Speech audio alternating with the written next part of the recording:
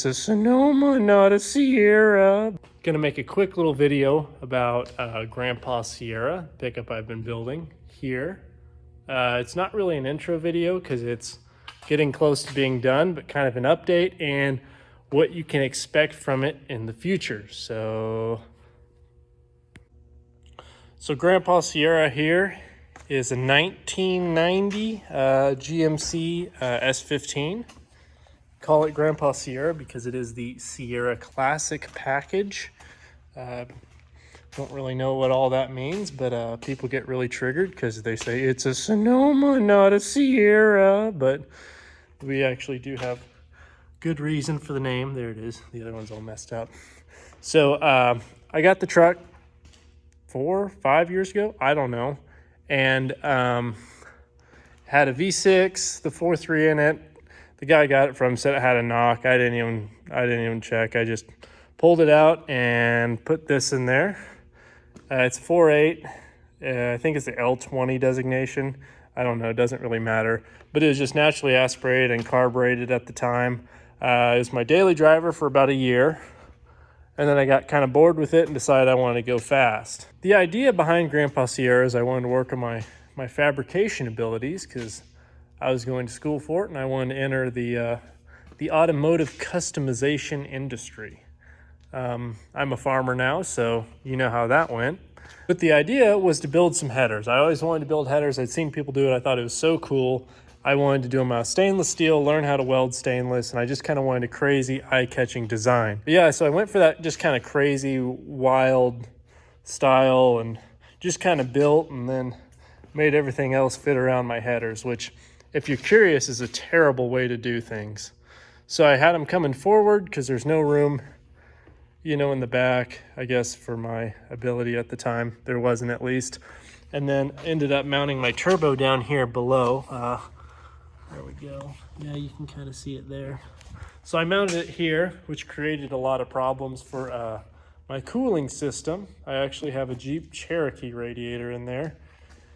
And it barely clears height-wise. Had to cut some of the core support and move it up as much as I could. So that worked, and then I didn't have any room for an intercooler. So what I did was I went with the air-to-water intercooler, which I think I could buy like 6 Grandpa Sierras for the cost of that. So that was unfortunate. And I'm gonna mount an ice tank back here.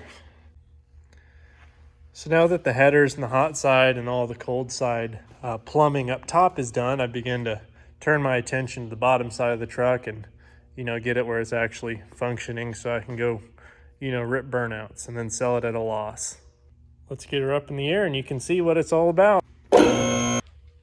So here's the bottom side of the hot side here. One of the things with this was when I was building this, I was in college and I just had no money. So a lot of people use the pie cuts because they think they're cool. I actually did it because I was broke. So you could buy, I think it was 4 feet of stainless steel exhaust tubing and for like $30 or something like that. And a mandrel bin, just a 90, is like 50 for 3-inch. So you see where that adds up quickly. So I bought a couple sticks and I spent a lot of time at the bandsaw. So yeah, that was fun. It really worked out pretty well because I got a lot of welding experience, and people think it's some kind of crazy artistic thing, but it's really just because I had no money. So there you go. Now you know the truth. So we've got our turbo mounted there. Our drain is welded into the pan. I tried doing a pipe fitting. That didn't work very well, so that's gonna need welded up. But you win some, you lose some, right? We are backed by the Junkyard Fresh 4L Sexy transmission, which I think this one has 270-some thousand miles on it. I pulled it out of a Yukon that had a rod hanging out of the pan and the motor. So I figured it went to the junkyard because of the motor, not the trans. So I don't know, the trans could be bad too. I don't know. It was like $100. Here is our transmission cooler. And then we also have the engine oil cooler. They're actually fairly symmetrical, which is pretty good because I definitely eyeballed that.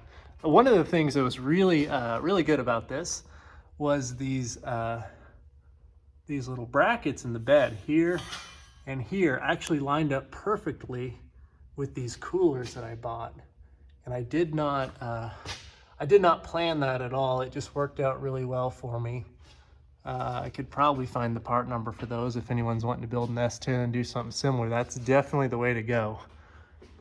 Stepping back a little bit farther, I got the 8.8 in there. That's another junkyard find. I think I got this one for $80 out of an Explorer.